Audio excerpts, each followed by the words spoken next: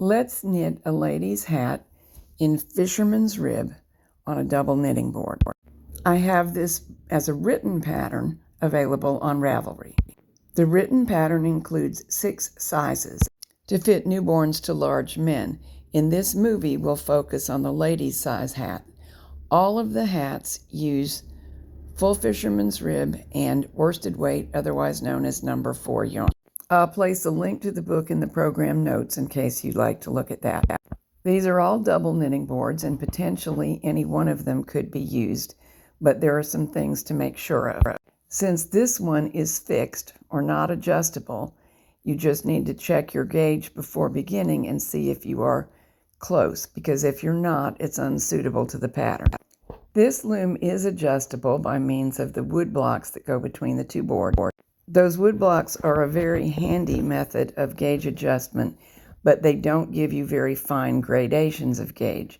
So if you have a loom similar to this and you're not getting the right gauge, go to the hardware store and buy a stack of washers like these, but choose ones that will fit over the bolt in the loom that you actually have. Substituting washers for blocks of wood will give you very fine gauge adjustment. This is the loom I'm actually going to be demonstrating on, and it came with stacks of washers, so that's easy to adjust. This one also has the feature of being able to offset the pegs so that instead of opposing one another perfectly, they alternate across the boards.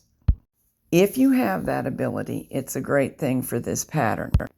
The loom that I'm demonstrating on has 3 pegs per inch, and the boards are spaced so that the needles have about an inch between them. But there is a better way to determine your gauge and adjust it. We'll be using 45 pegs on one board and 44 on the other. So begin by knotting a loop. It's off to the left in this picture. Hang the loop on the first peg and wrap across as though you're going to knit.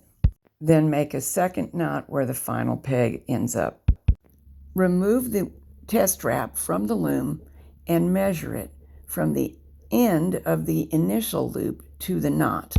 It should measure 80 to 81 inches. If it does not, add and subtract washers until you are able to get a wrap that's just right. We'll start with a figure 8 cast on.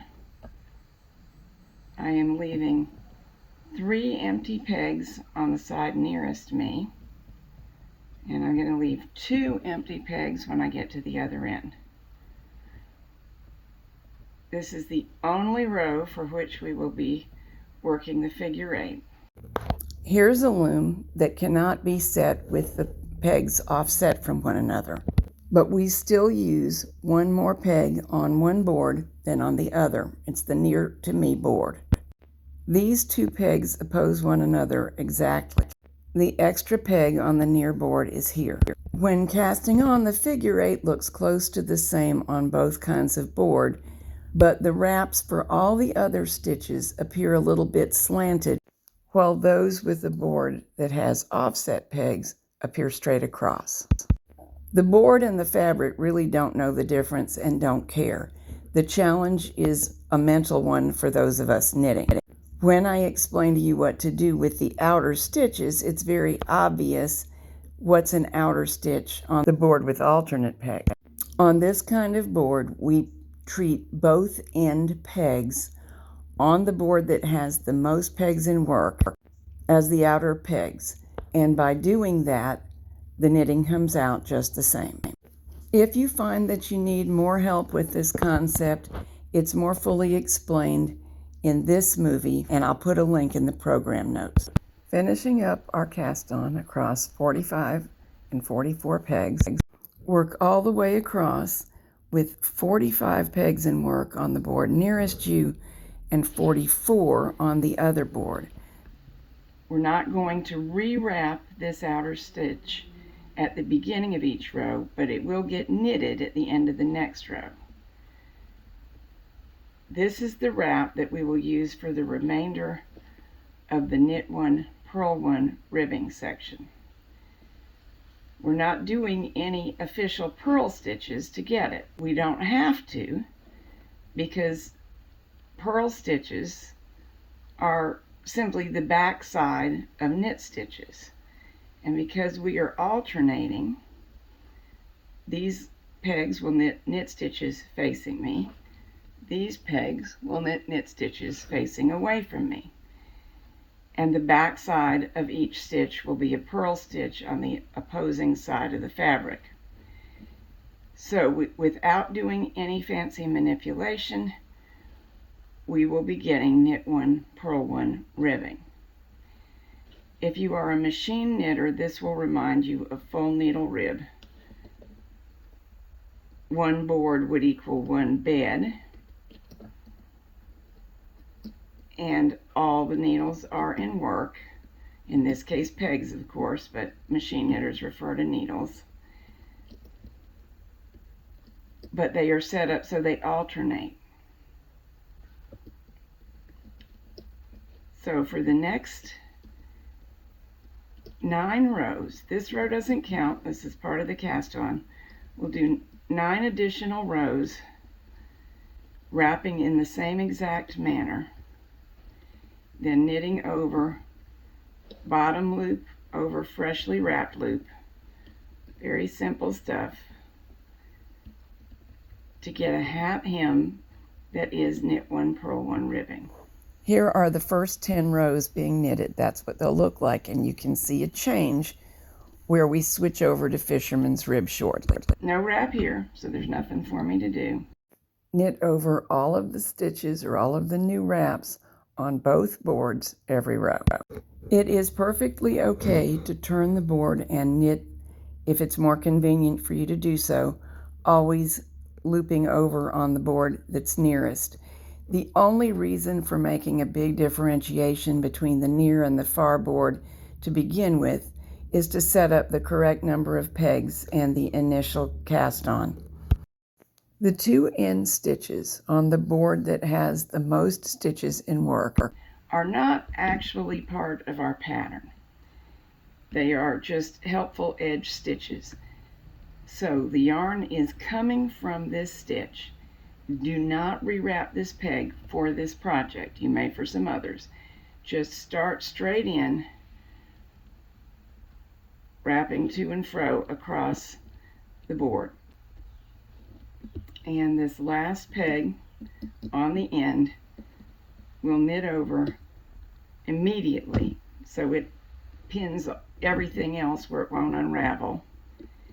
And then start knitting over every bottom loop, over every top loop, both boards. And do that. This does count as row 1. Do it for 9 rows. By the way, throughout this movie, you'll see me use these 3 hooks. They're all homemade hooks, and there are movies to help you make yours like them. They're really wonderful to work with, plus they're beautiful. So I've got links to those movies in the program notes.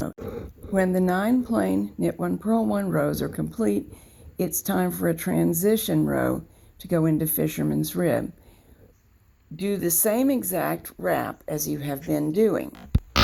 Knit bottom loop over top loop on one board as usual, but let the loops collect on the other board.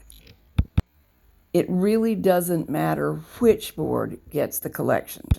Moving on to Fisherman's rib, we wrap as we have been wrapping, picking up the working yarn, extending it from the stitch, but not rewrapping that peg, and wrapping across the board to and fro in the usual manner. But for the Fisherman's rib rows, we'll knit 2 loops over 1 loop, only on the side of the board where 3 loops in total exist. Always do knit over the very end stitch, even if it's not on the board where you will actually be knitting for most of the distance. Knit 30 rows of Fisherman's rib for this hat. Remember, each row only 1 board gets knitted. Here the transition between regular ribbing and Fisherman's ribbing is obvious. When counting up rows, you'll only see 1 stitch for every 2 rows on each side of the fabric. Here we can see 12 rows, so we know that actually accounts for 24 rows of knitting. And we've knitted enough now that you can see the value of the fisherman's rib. There are knit stitches on both sides with purl stitches between, but since they're tucked purls, and hand knitters would call them brioche, the net effect is that the fabric gets wider. It's also not as long as regular knit one purl one ribbing would be, and that's how we're getting automatic shaping without having to increase above the rib and reduce stitches up in the crown. After 30 rows of fisherman's rib, we work another transition row. Wrap in the same manner as always, but on one side you will have 2 loops to knit over, and on the other side only 1. And then we're back in position to knit the next section of hat, which is knit 1 purl 1 ribbing again.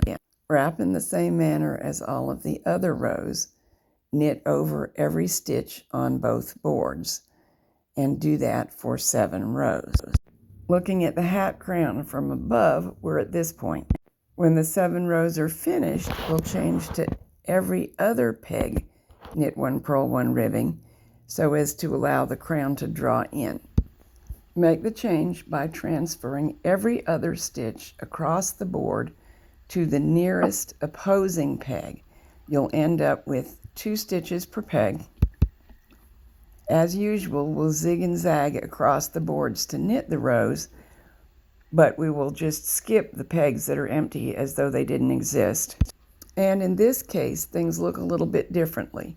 You'll see that my pegs, because I'm using a board with offset and I'm not changing it, there's really no need to do that. My wraps, when I wrap this ribbed row, will seem to slant a little bit, whereas if you don't have offset pegs, your wraps will look more straight across the loom. Continue transferring all the way across the loom so that no 2 adjoining pegs on either side hold stitches. As with all the other rows, do not wrap and knit the peg from which the final stitch of the previous row emerges, but do wrap and knit over all the other pegs. For the first row, every peg will hold 2 loops and both should be knitted over. Work 10 rows in this manner using every other peg. When they are complete, stretch out the working yarn, measure off a piece about 2.5 times the total width of the work, and snip the yarn. Thread the snipped yarn into a yarn needle, and beginning with the last peg that knitted a stitch, lift the stitches off working along one side of the loom. Then turn the board and lift all the stitches off the second side of the loom onto the yarn needle and yarn tail. When they're all collected, free the fabric from the loom. The stitches are being gathered up on that final piece of yarn. Adjust it so that the first side gathers first. You'll have to move the stitches along the yarn with your fingertips. Then the second batch of stitches, and then pull it tight, and that will be the top of the crown. Make a couple of stitches across the O that is formed to secure it, then stitch the edges of the fabric together. The fabric edges appear as a vertical chain. Running the needle into the middle of each one and alternating sides produces a very neat, almost invisible seam.